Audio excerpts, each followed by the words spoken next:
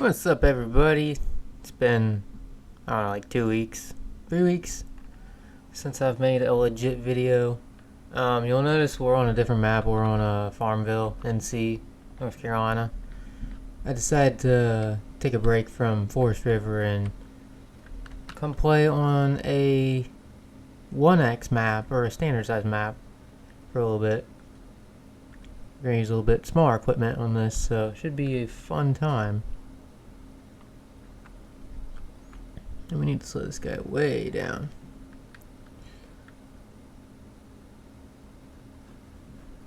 You can see the farms right behind us. I haven't really built it up yet. I figured I'd do that on camera some. But yeah, I think with this little map we're gonna combine some fields together. I think like some of these right here I think we'll make into one field instead of a bunch of broken up pieces.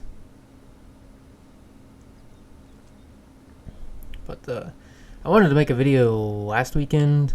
However, my voice has been not doing so well the past week. This is like probably the first day I've actually really been able to talk and not like hurt my throat. My throat's been really sore ever since the Oregon-Ohio State game, probably because I screamed half the game. So totally worth it though. That experience was wild. Like, I've tried to watch the game on TV, but it's just like, this is crap. Like, trying to watch any highlight, like basically anything on TV of that game is just crap to me. Because in person, it was just crazy in person. And it just, I don't know, it doesn't feel right when I try to watch it on the TV. It's like, nah, this ain't it. Just doesn't have the same feeling like it did, like literally right in front of us. But what a wild game that was. That was the most people in Autzen Stadium ever, which is insane to be a part of that. I think I will probably like take all the clips I have and eventually make it into like a mini movie, I guess, because I was posting a couple of reels and it blurred them down. It like blurred them because the quality looks so terrible and it really irritates me. It's like 360 480p. I'm like, nah, because I took these videos in like 4K, so they look really good like on my phone. So I might try to put them all in like a video and just post a video opposed to the shorts, because the shorts apparently blur everything down and make the quality look really, really terrible. So I might try to do that with them and then put them all in one big thing. I didn't really take too many of them in like landscape mode like I probably should have, but I wasn't thinking about it at the time. I should have took the GoPro with me, but I didn't. I don't know, just didn't.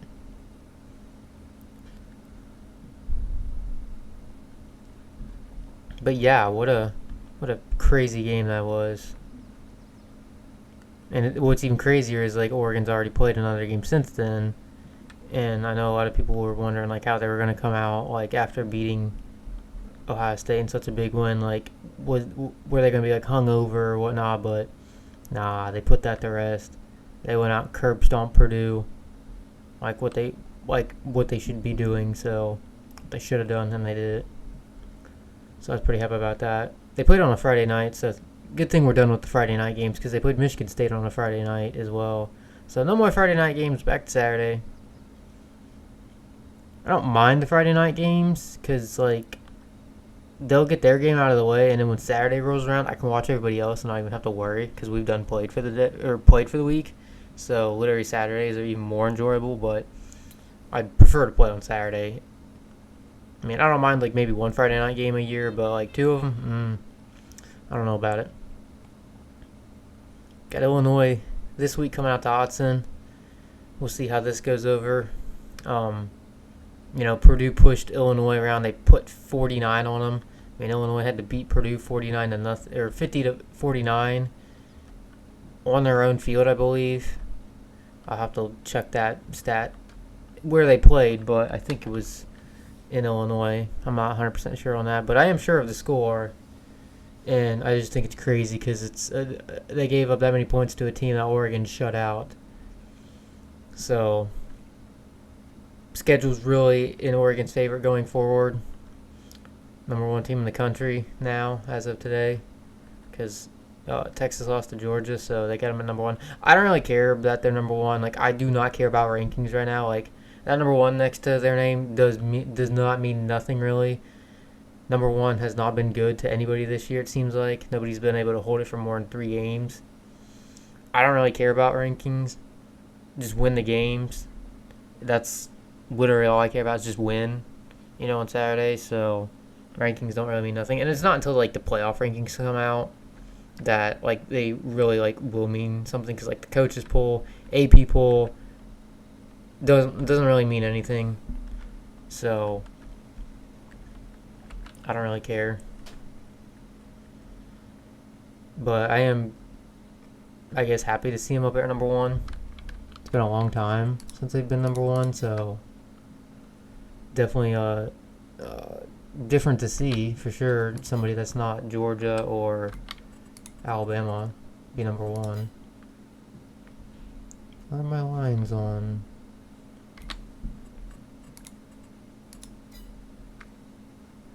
Or is this even... There we go.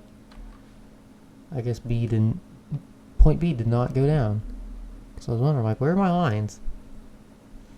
Yeah, we're only running a 30-foot head on this little combine, because I don't see the point getting anything bigger, because we don't really need anything bigger than a 30-footer. But yeah, so I'm not gonna really talk much about the Purdue game, because like, who cares? It's Purdue. Ohio State hasn't played a game. It sucks that their bye week was this week, because I really want to see how they respond from this. I really do. So I guess we'll talk about Oregon for a second, as like the state in general is a really nice state out there. The mountains are absolutely pretty. The trees are huge. Like, they're, compared to the East Coast, they're like definitely like more round and thicker. Not like super like, they're not like double, but they probably are like maybe 25% bigger than the trees over here, and they're definitely taller. That's not even a debate. Like, there are some tall trees out there.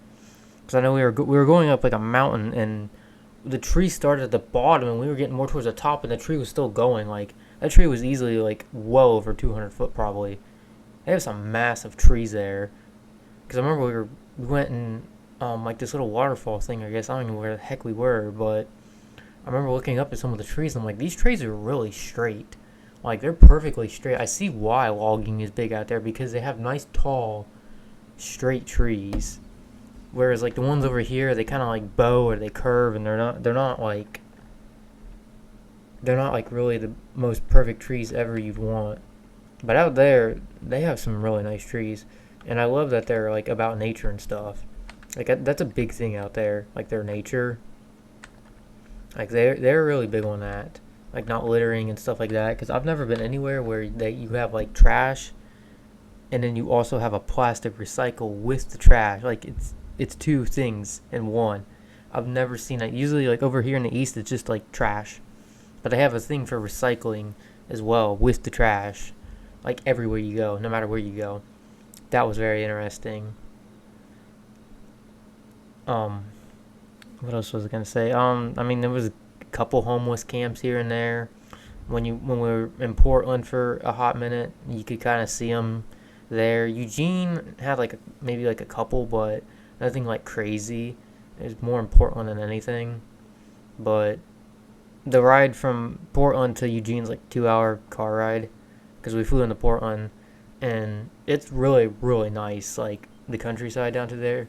And it's kind of crazy, like, I really don't know what I was expecting, but it's like Oregon's like mountainy in some places, and then it's like flat, and they actually farm out there. Because I remember seeing like a tractor. It was a 9000 series, so it would have been, what did it look like? It looked like, if I could find one here. It literally looked like there's this caliper. So one of the older 9000 series. I thought that was wild to see that out there. So it's like flat farmland in some places, which that kind of took me by surprise. I was like, did not expect that out here. But it is a really, really beautiful state out there.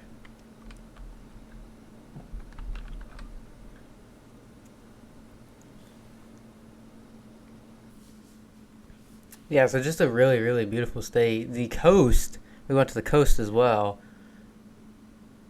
It's incredible. Like I might throw some pictures up on the screen, but the coast was insane. Like really, really pretty. The the Pacific Ocean is definitely more rowdy than the Atlantic, because I've officially seen both of them now, and I can for sure say the Pacific is way more aggressive. I think. Um, yeah, the Oregon coast is crazy, and we were passing signs that say like warning tsunami zone, which was insane. Like I never thought I'd see something like that out there. So definitely, if you've never been to Oregon, I highly like suggest like go out there. Like it's like really incredible out there. Really beautiful place. I wish there's a couple other states. I wish that they should be like them out there, and not chop down their trees and sell out to these corporations and want to build more infrastructure, build more apartments. I'm mainly aiming a state in the South that a lot of people retire to. I'm mostly directing that at them. Maybe you should quit chopping down all your trees and selling out to build more businesses and apartments and shit like that. Yeah, I'm talking about you, Florida. So I think the nature out there is way better than, people building apartments and houses and more crap like that. And displacing bears and uh, whatever else there is down here. I know there's bears, so instead of displacing the wildlife, you know. But getting off topic, just a really, really pretty state out there. The weather was really nice too. Cause I remember at the game we were talking to one guy and he said that usually when the weather's like really crappy over here, like the hurricanes are coming through. Usually he said the weather out there for them is really nice, and it really was. Cause like I know they're like 70s, definitely feels a lot different than the 70s over here. So even at the game, I was sitting there dressed in all black. I had a black jersey on. I had a black hoodie underneath it, and the sun was beating on us, and it was like 75, but I wasn't even breaking a sweat. And then I looked, and the humidity was only like 40%. So it's a lot different being somewhere where the humidity is like 40% versus somewhere where it's like 100 every single day. So definitely a much nicer weather out there for sure. And then getting out there was a little bit of a challenge. We had to go to Jacksonville because the hurricane almost ruined the whole trip.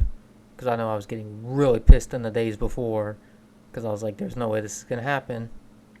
But we ended up going up to Jacksonville because they were still doing flights. So we ended up flying out of Jacksonville. I think it was like 2 hours and 45 minutes ish to Minnesota, which Minnesota's airport's like they're remodeling it or something. Not a very good airport. I wasn't impressed. Kind of stunk there anyway. And their zones for people were also really small, I thought. So Minnesota was kind of meh. Flew from there over to Portland, and these were Delta flights, which Delta is definitely way better than.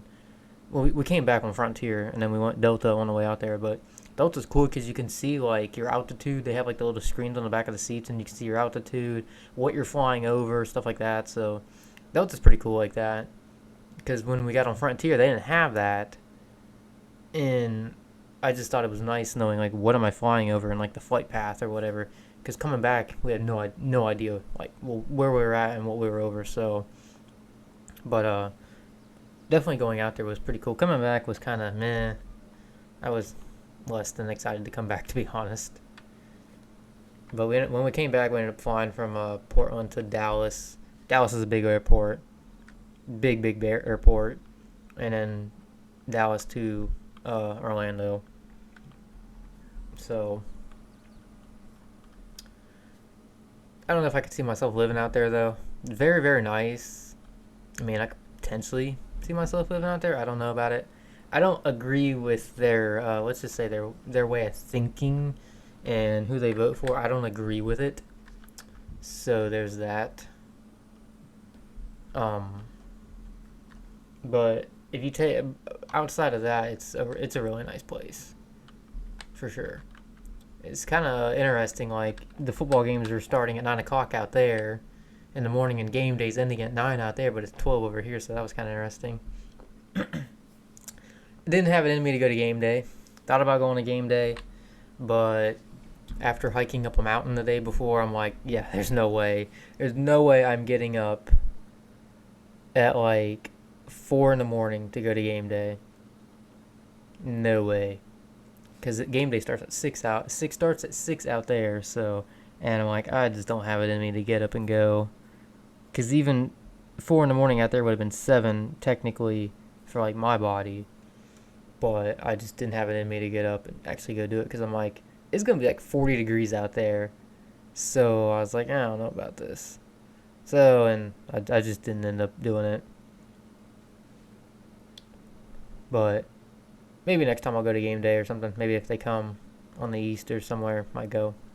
Because now it's on the bucket list to go to Ohio Stadium when Oregon comes in 2 years, because they don't play Ohio State next year. They'll play them again 26.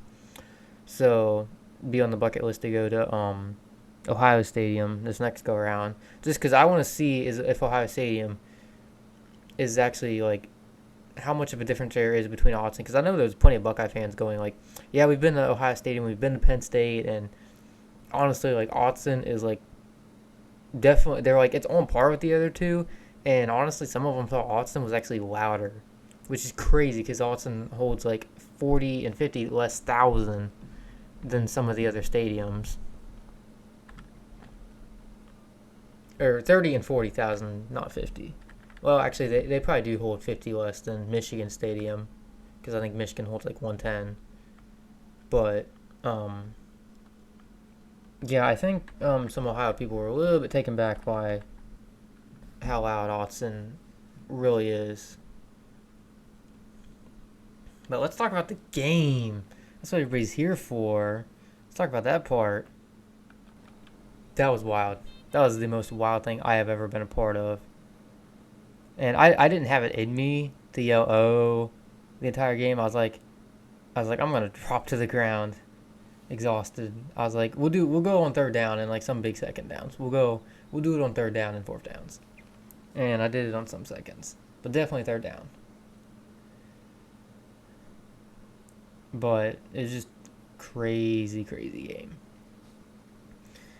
And I actually got 10 rows. So originally when I bought my tickets, I didn't even know I was getting the section next to the student section was right next to us, because we were in section 9. I didn't know that 8 all the way over until I guess it reaches where the band is. That's all student section. I didn't know that until like right before the game, like days before.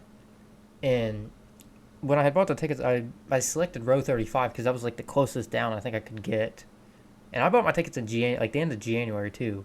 So when I say I was almost pissed because I thought the hurricane was gonna screw everything up, like I was like on edge for like several days, like 3-4 days, wondering where the heck that thing was gonna go. And because it wasn't about like the money part. Like I could have sold the tickets and got what I had in it back, but the experience was what was it for me. I was like, no, I want to see the West, and I know this game is going to be wild, which it was. That it for me was the big factor. Like I didn't care about the money part.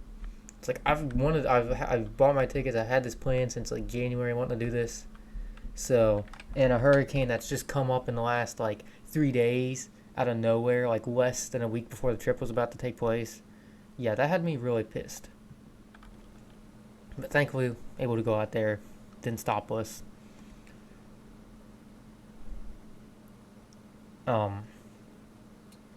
Yeah, so the game, I ended up buying my tickets for row 35, and I didn't even notice until like the day before, or maybe it was the same day, I don't remember. I was looking at like when did I get them through? SeatGeek. It all runs through Ticketmaster in the end.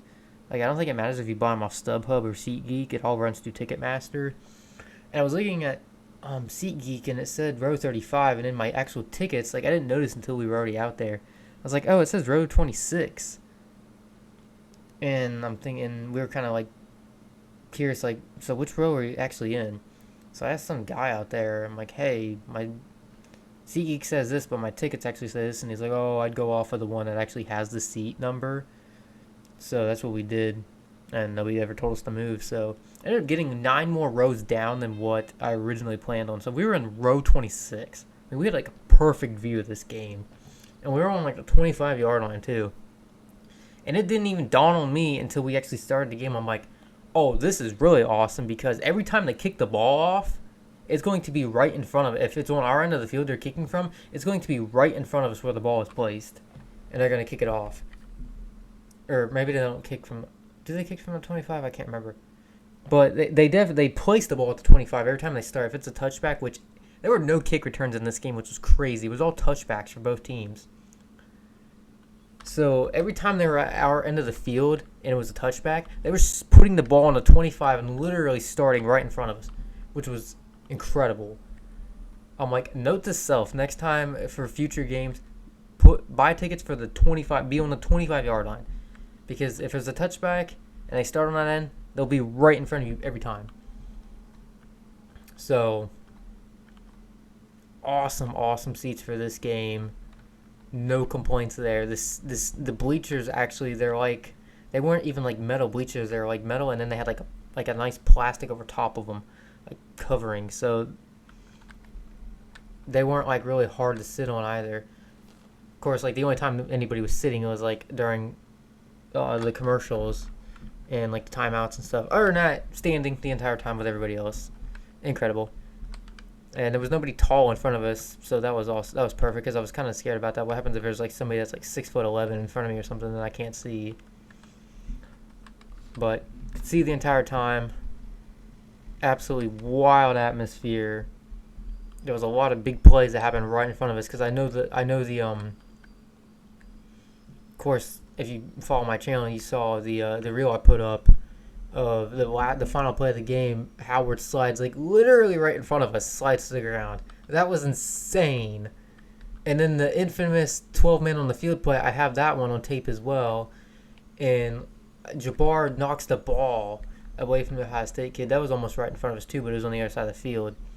And literally, I think that was the play that like really hurt my throat, because I'm just like screaming Jabbar, because I know I quit doing my like little previews or whatever, but that was going to be, and I think I even talked about him at the beginning of the season. I was like, Jabbar Muhammad, he's going to be a name that people are going to have to, in the Big Ten who play us, are going to have to watch out for. And remember that name, Jabbar Muhammad. And he was definitely a factor in that game.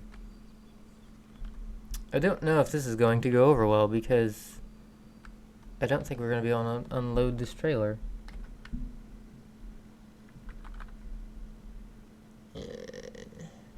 Nope.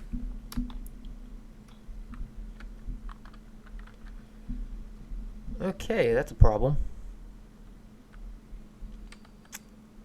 That is a problem. What if we turn around and go the other way? Maybe that'll work. I have actually not played with a gravity wagon in forever. Because, I don't think this is going to work, because I don't think we have any more space if we go this way either. And I don't think we can't unload this from the bottom either. They're not designed like that. Okay.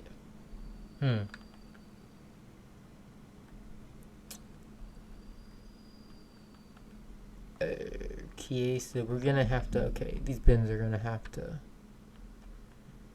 unfortunately go. That's terrible. Why does my, I don't know what I have done to my game, but like I cannot, I used to be able to move, like slide with the mouse, and I can't do that anymore. Is my scroll lock on or something? No. I'm having technical difficulties. Did not think about that. I don't want to put us in debt either. But we've already got the grant. Ah, screw it. We'll just sell this. We're going to take a ding probably because I don't know what the market prices are. Probably not very good. Oh, they're decent. I guess we'll go with the $30 one that's down. Where is this plate? Whoop, go back. Green Lake 2030 or 23B 230B. Ah, and that's my farm. What the flip?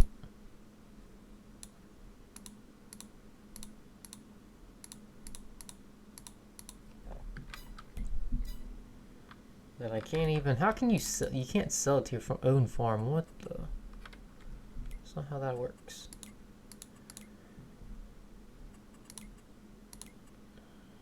Slight difficulties. What's the next highest price? 20. Okay, this one's almost the same. Johnson Green. Now, where is that at?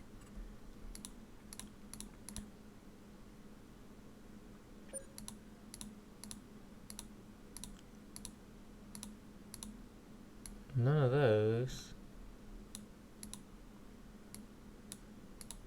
Nope. You know, I've already clicked on some of these.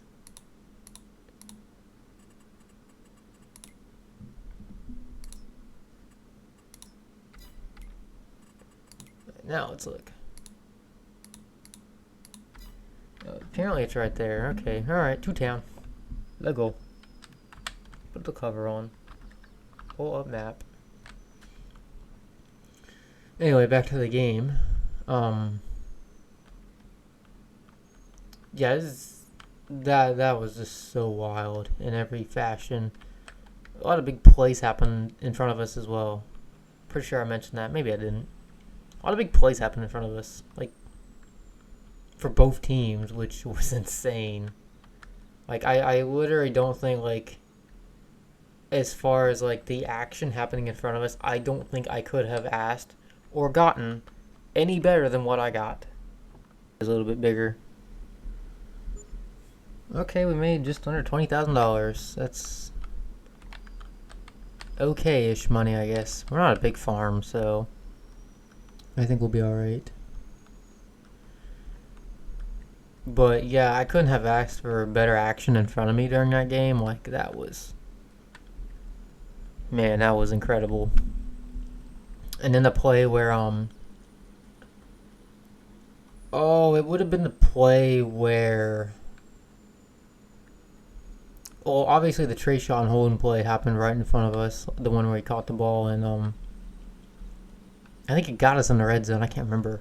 That one happened in front of us, and then I think like 2 plays later, I think it was on the same drive, he gets thrown out of the game for spitting on somebody, which I was just like, with everybody else, and I'm like, Trayshawn, what is you doing, dude? Like, really? Come on, bro. Why did you do that? That was stupid. Because it was really weird because, like, you got these two who are way off the ball. Like the rest of the team, like both teams are like standing ready, like lining up to play the next snap, and you got these two like way over. I didn't even know what had happened, and all like I didn't even see what happened over there because like it was a run play, and these two had just blocked each other like way through the end zone all the way over there. So I don't think anybody else really had realized what had happened in the stadium. Oh, we're jackknifing. And because next thing you know, like, you just see the Ohio State kid just throwing his arms up and everything, and like in an uproar, and nobody knew what had happened until they threw the flag, and they said unsportsmanlike conduct on number 1, and then they're like, number 1 is ejected from the game for spitting on a player, and I'm just like, I didn't know you could get ejected for that. So learn that one. And apparently that's the 3rd time that's happened this year. I think there was an SMU kid who's got ejected for spitting on somebody, and I can't remember who the other player was. There was another one that got ejected as well. I think it was in the same week. I could be wrong on that, but I definitely know like Trayshawn was the 3rd one this year getting thrown out for spitting on somebody, which Number one, it's stupid. Number two, why in God's name would you spit on somebody that's wearing a flippin' visor? Like, you can't see that. He didn't play the Purdue game, which obviously, rightfully so. Lanning said they're going to handle it internally, so we'll see what happens. I know some people are saying, oh, he should be kicked off the team, he should be banned forever, and I'm just kind of like, I don't know if I'd go that far with it. I really don't. What he did definitely is not right, but it's going a little far to do that. I don't know. I mean, you got when you got like professional athletes out here acting even worse than that. So, I mean, not spitting on people, but the way they act, like Draymond Green, that guy just kicking people in the balls all the time. You got guys like that doing crap like that. Nobody does anything about it. Nothing. It just, I don't know. That's why I say the Trayshawn thing. Yeah, it was stupid, but kick him off the team. That's a little much. So, I don't know. We'll see. Who knows when he'll play again. I suspect he'll be back at some point. Who knows? Lanning hasn't really said much since that happened, but God, that was just like idiotically stupid. I don't really know what else to say about it. Just really, really, really stupid. Shouldn't have done that. Because I know they show. I saw the replay of it a couple days later, and you just see like Dan Lanning just like grab him and like kind of say something to him, but like Lanning wasn't screaming. Lanning wasn't like, you couldn't tell if Lanning was pissed or not. He kind of had that more of a like disappointed look or whatever, which that's even scarier than him like screaming and cussing at him. The disappointed look out of somebody, out of a coach, is way worse than them screaming and yelling at you. Some people probably disagree with that, but no, when the coach is like, just, you do something stupid and they're like disappointed in you for that because you're better than that, yeah, that's even worse. Like, that makes you feel like 2 inches tall. Guarantee it. So, Lanning had that look on his face, which I don't blame him. I would be probably upset over that too, because that was just not necessary what had happened. Can I not buy this field? Oh. We're too broke to buy that field. So the big Trayshawn play happens, and then the Evan Stewart grab. Man, that one was wild. He catches the ball like right in. I don't know. I don't think it was like perfectly in front of us, but he was pretty close. He catches the ball, and then he goes like another like 10, 15, 20 yards down the field while he's just dragging Denzel with him. That was insane. Like, Denzel Burke, like, I'm sorry. Denzel Burke is not that. He is not him. I'm sorry. I know Buckeye fans are really big on him and how good he is. That dude's not a first rounder. I'm sorry. That dude is not a first rounder. Because Oregon receivers are as close as you're probably going to get to the NFL caliber. That dude he is not him. Let me tell you. Because not only did Stewart cook him all game, Tez Johnson, which I knew that was going to happen. I knew like they were going to have a problem guarding Tez and slowing Tez down. Tez gets in there, burns him as well. So I was not surprised by that. I knew they were going to have trouble with. And it seems like they just continue to pick on Denzel. So I just don't think Guy is all that. I just really don't. Really don't. And the Ohio State, the final field goal that they kicked, that happened in front of us as well. Because I have a video of that. It seems like a lot of the Oregon scores were on the other end of the field. Well, I don't know, because they did score the Tez Johnson one, I think, was in front of us. I know the Dylan Gabriel one, that was on the other end of the field. Ohio State's first touchdown was on the other end. But overall, it was... couldn't have asked for better, to be honest. It was a really awesome, fun game. Now we'll get into the part of... there's like kind of 3 scenarios this game could have went.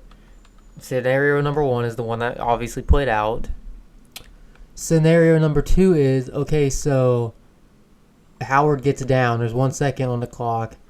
Ohio State kicks a field goal and they make it, and then they win 34-32. There's scenario 2. And then scenario 3 is Oregon doesn't stall in the red zone. Ohio State doesn't stop them, and Oregon puts up at least 2 more touchdowns on Ohio State. There's also that scenario. And the obvious interception, which I know Ohio State fans are going to... Some of them are going to argue with me, other ones won't.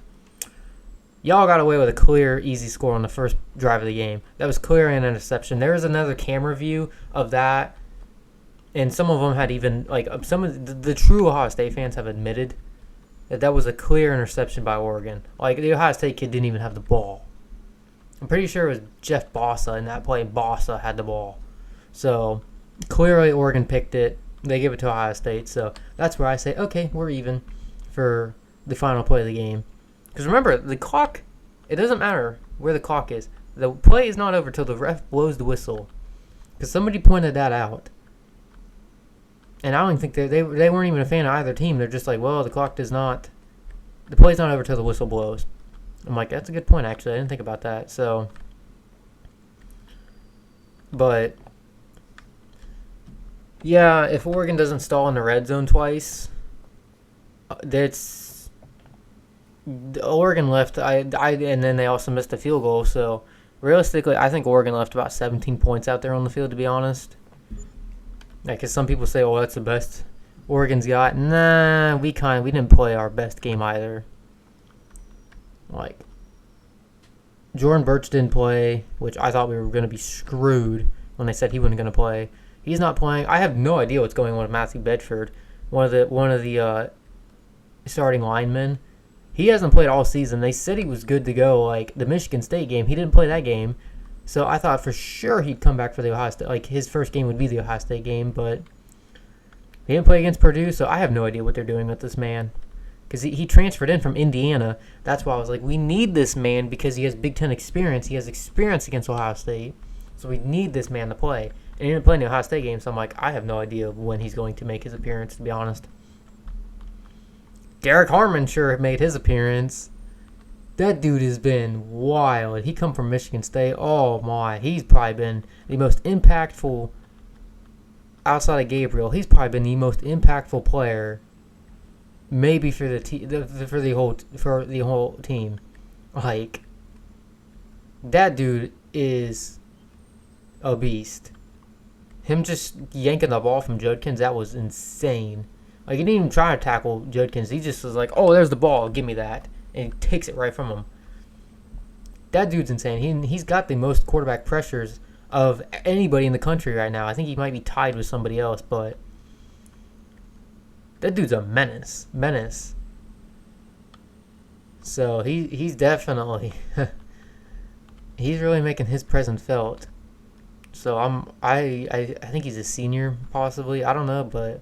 I'm happy he's a part of our squad this year. That dude he's a ball player. No doubt. Oh, I already brought the combine back. I just did that and I didn't even realize it. Okay, so we're still poor. We need to bail what we just did. Need a baler. We need a square one, because you already know how the round bales went over that one time. What's the difference between these two?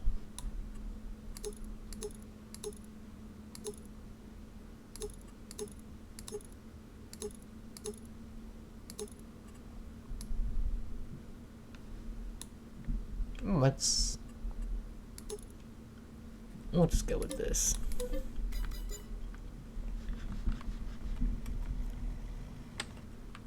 But, I know. Okay, so we'll dive into a little bit of the aftermath of this game, because I know some people want to play the whole card of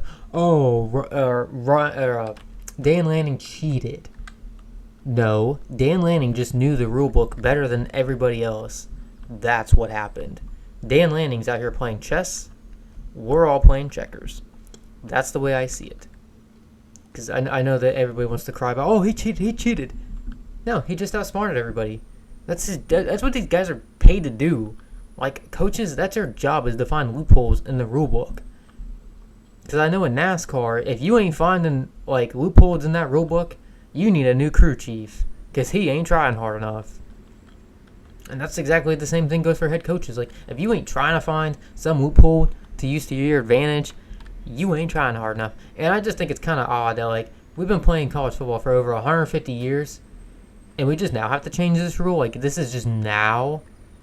You're telling me this is the first time this has ever happened? I don't believe so. I think it's just because of who it happened to and at what stage of the game and the implications of this game is why the rule has been looked at and why it's made national. Because you think if this would have happened in, like, Pitt versus Cincinnati, you really think that anybody would give a flying flip? I don't think so. It's just because of who was playing and who it happened to. Is the only what in... That's an interesting way to cross the tracks. It landed on all fours, though.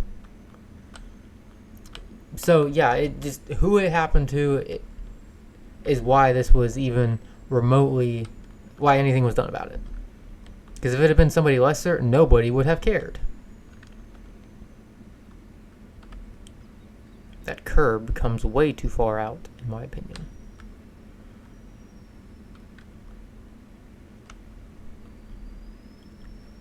We're doing square bills this time because I can get a machine and pick them up.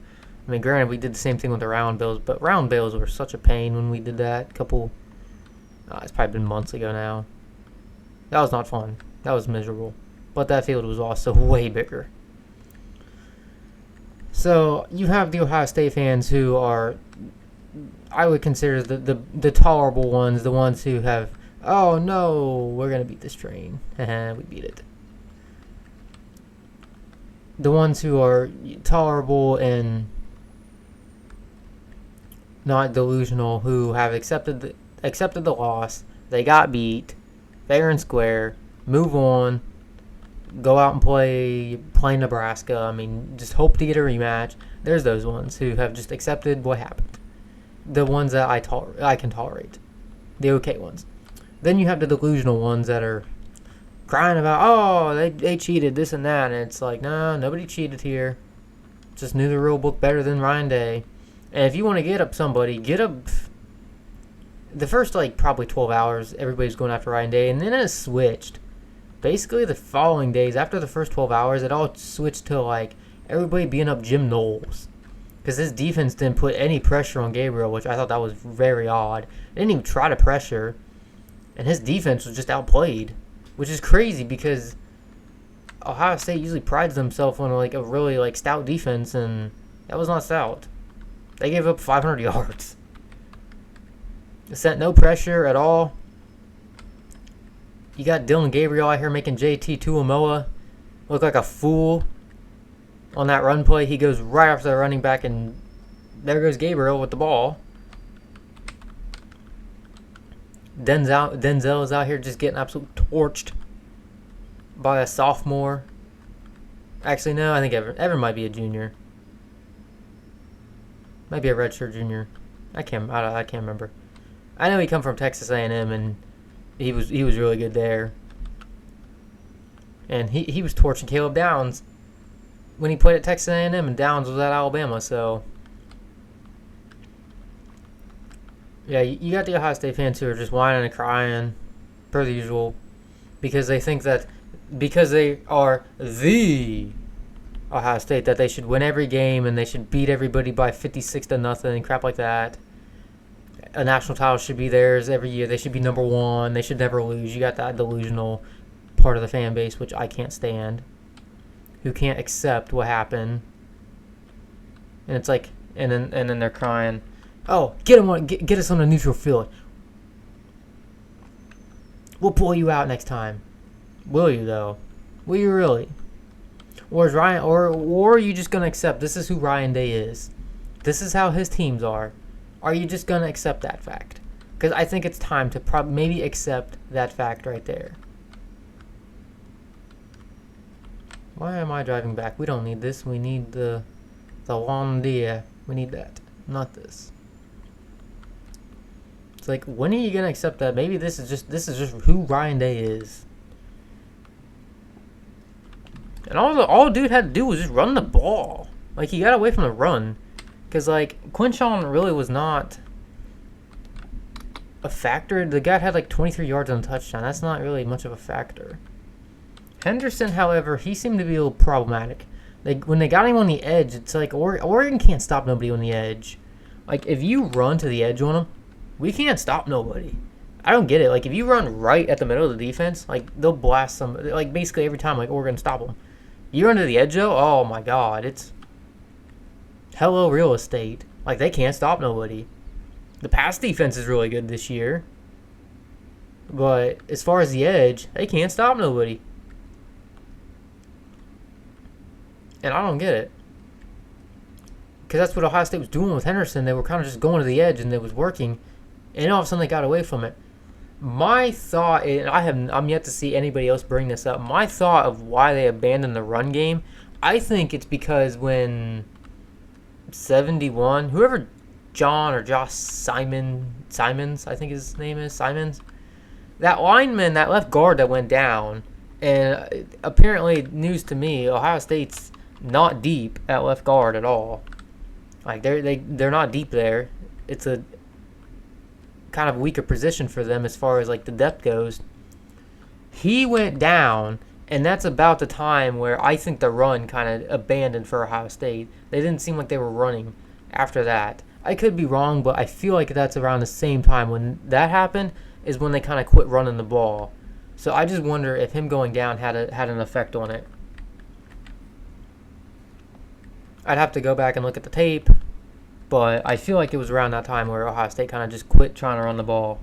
Because it was working with Henderson on the edge. It was working. And then they abandoned it and then started going through the air, and I don't know. But I just think it's crazy that some of the Ohio State fans are whining and crying. Oh, we should have won. We should have won. Well, maybe you should play better.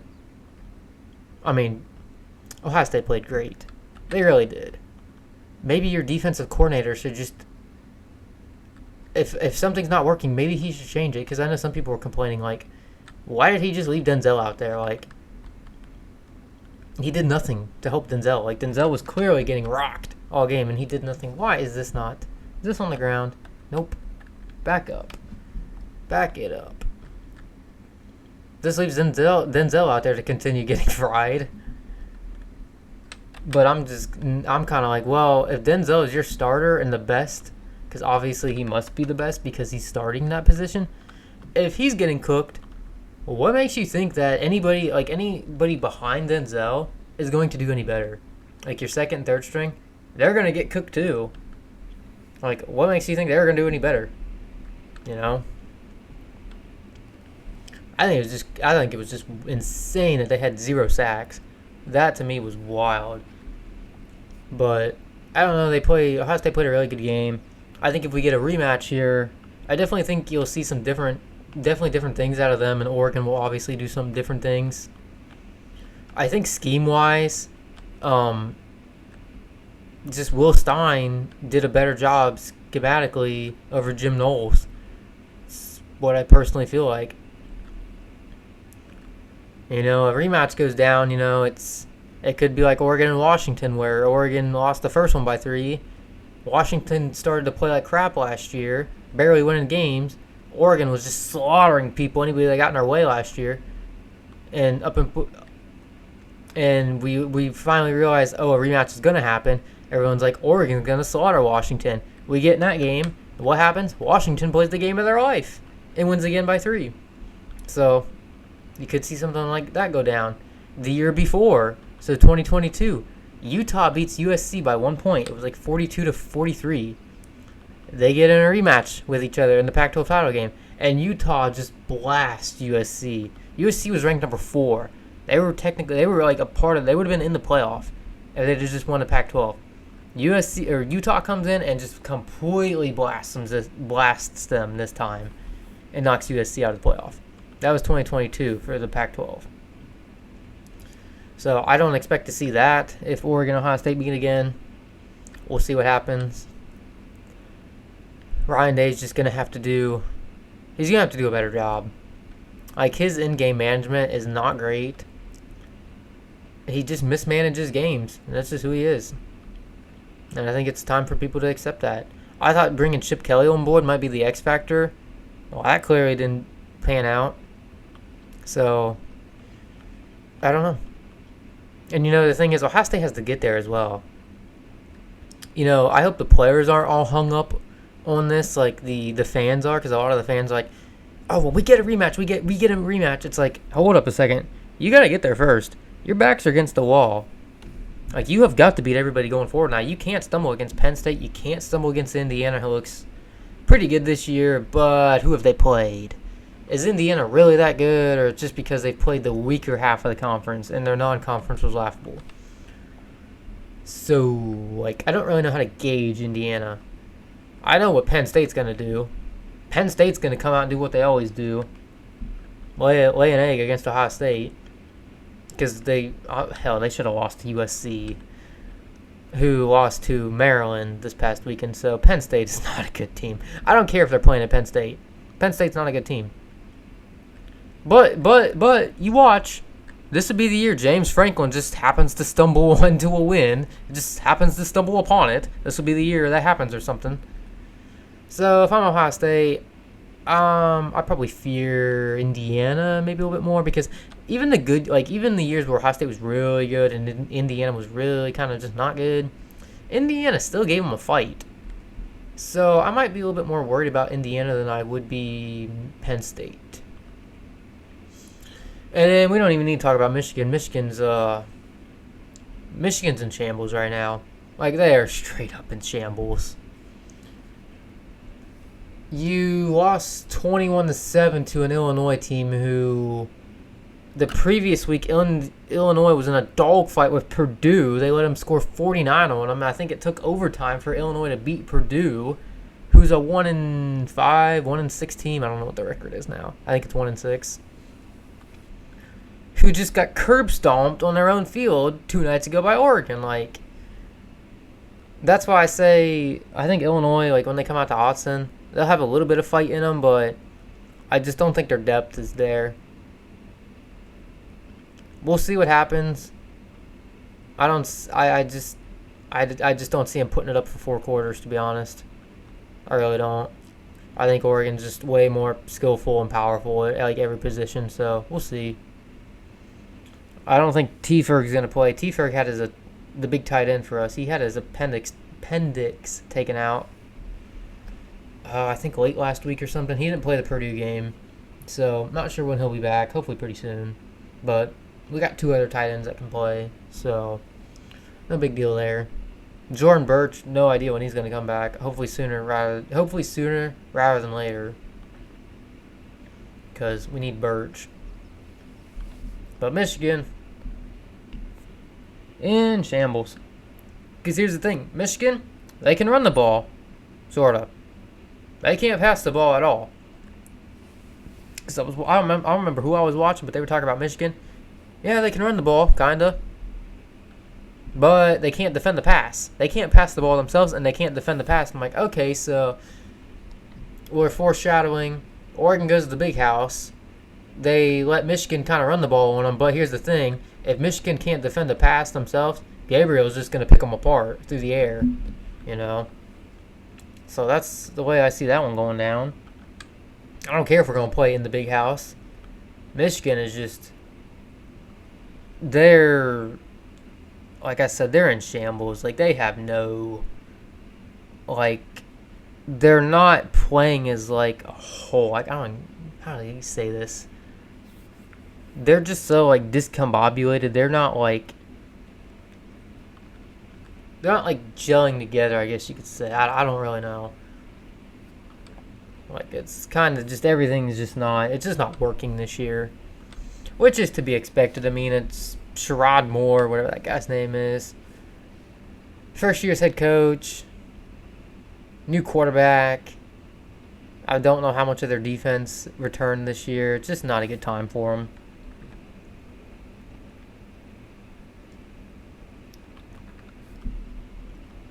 So we'll see what happens going forward. You know, like I said, Ohio State's gotta win out. Like they can't be so just straight up on focused on like getting to the Big Ten, like Big Ten title. Got to get a rematch with Oregon, because if you go in with that mindset, you're gonna stumble with somebody in front of you. Would it be like Indiana sneak up on you, or Penn State?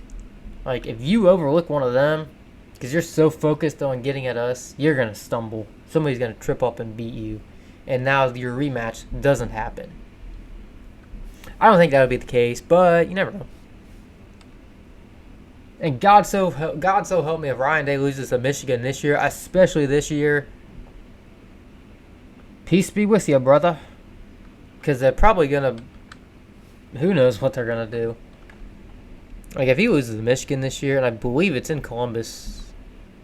Yeah, because they played at Michigan last year, so it'd be in Columbus. If he loses to them this year, oh my God. Brian Day might as well just get out of town. Just get out of town and don't ever come back. Like, I am telling you, like, they are not happy. The fact that they lost the Oregon game the way they did. They're not happy about that. If they lose to Michigan again, and Michigan is terrible this year, just no words. Like, literally no words. Like, this man is done for. I don't know how if he loses to them again this year, as bad as they are, I don't know how this man keeps his job. There's no way that he does. There's no way. He'll be, 0-4 against them? He's 0-2 against Oregon. He's like 1-7 against top 5, top 10, whatever the heck it is. Like, nobody cares that you're like 56-0 against everybody not the SEC, not Michigan, and not Oregon. Nobody cares about the rest of them teams that you're undefeated against. So, I'm just saying, if he loses to Michigan, that dude, he better have a good job lined up or something lined up. Because I'm not so sure he'll be coaching the Ohio State anymore. Be over there coaching Bishop Sycamore.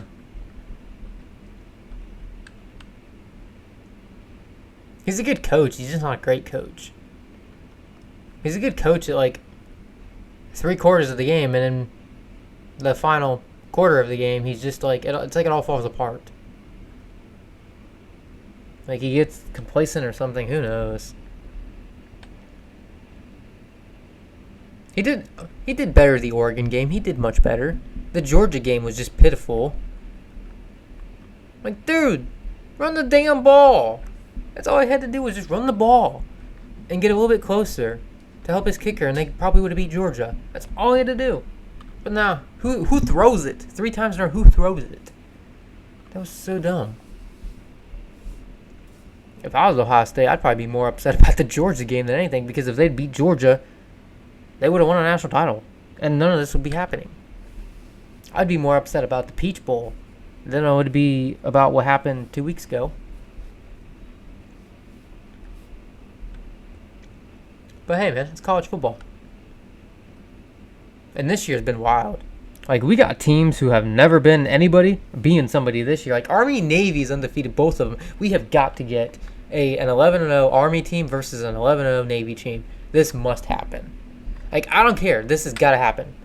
That would be wild. We got Vanderbilt ranked since, like, the first time since, like, 2013. We have Alabama, who has lost twice to the state of Tennessee.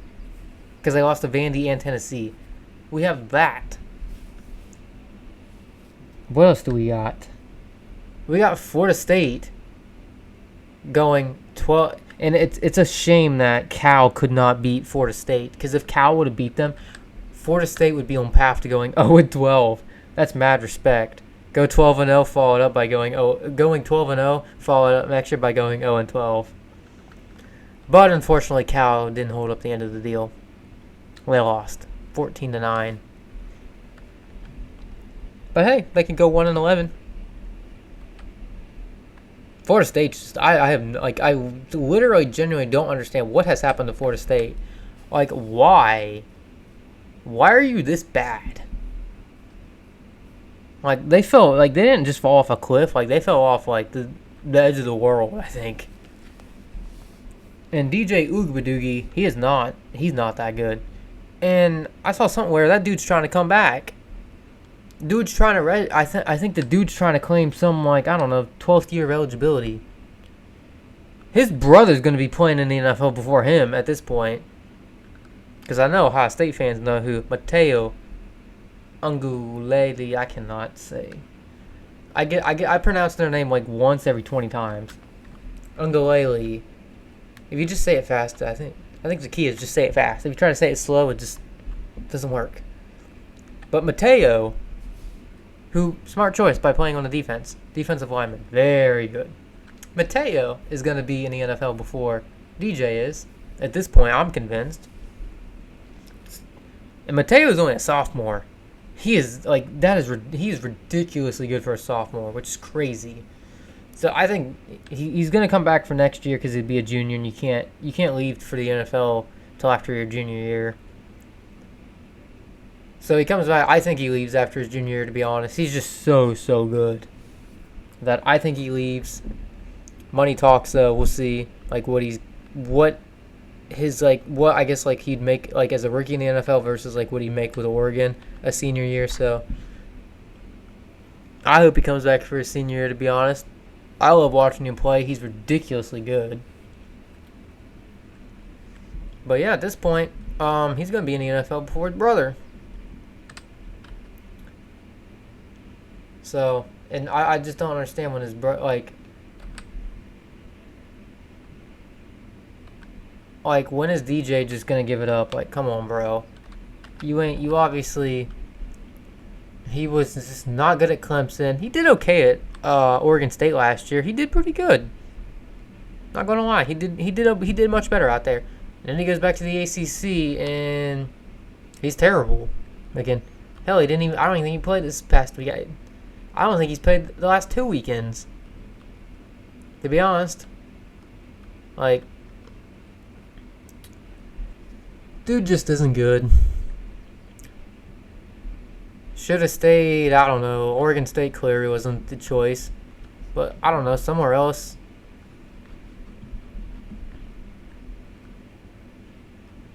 Dude is just not good. Let's talk about Alabama for a second. I just don't think it's Alabama's year. They should have lost to South Carolina. They squeaked their way out of that. I have no idea how. Barely got out of that one. Should have lost that. Pulled off a win there. I don't know how they beat Georgia. So they beat Georgia.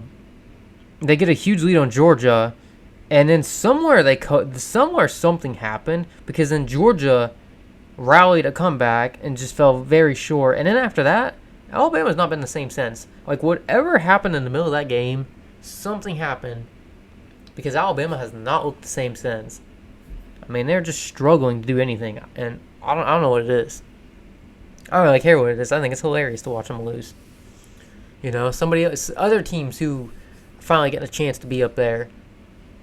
And let's talk about Georgia for a second. I am so happy that, like I said, like, I don't care about who's number one. Like, I don't really want the target on our back.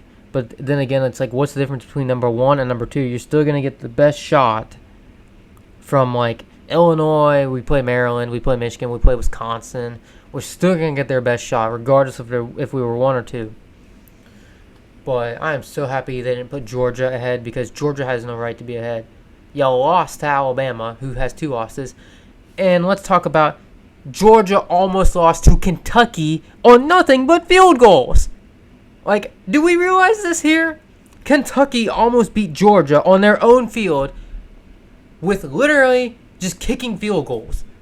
Like, if Kentucky kicked 1 more field goal and got it, they would have beat Georgia.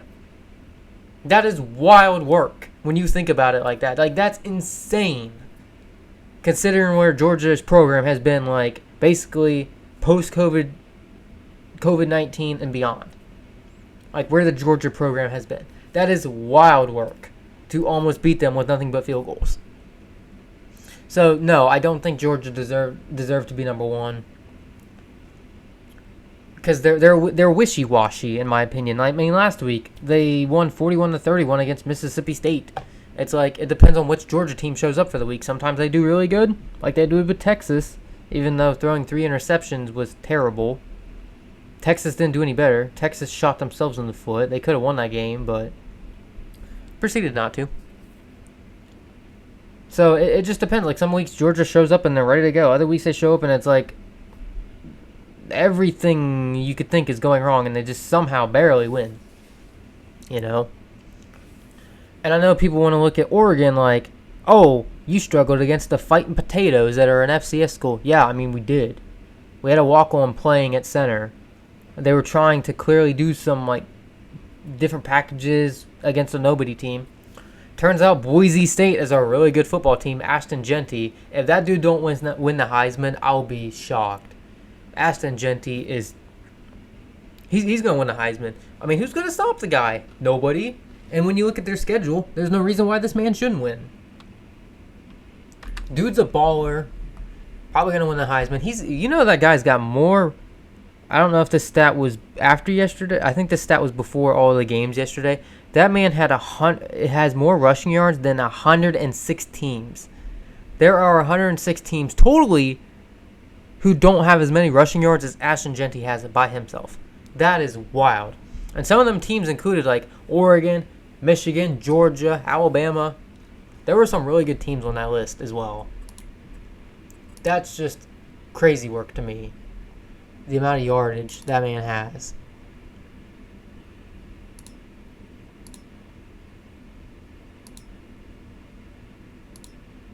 What is the difference between 14? They both take 14 bales. We will lease this guy because I am poor. It's cut into my profits if we were to buy that. Probably end up buying one at some point. But yeah, Georgia, I just don't feel should be up at number one. Yeah, they got the best win now, unfortunately. Their resume is slightly better than ours because they beat a top 10 Clemson. They beat Texas. Oregon's got the Ohio State win. They got the Boise win.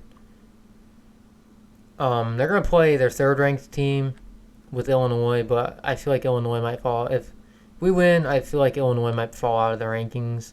Maybe not. They might just slide back to 25, but who knows. Michigan's fell out of the rankings, and I don't see Michigan getting back in the rankings again this year at all.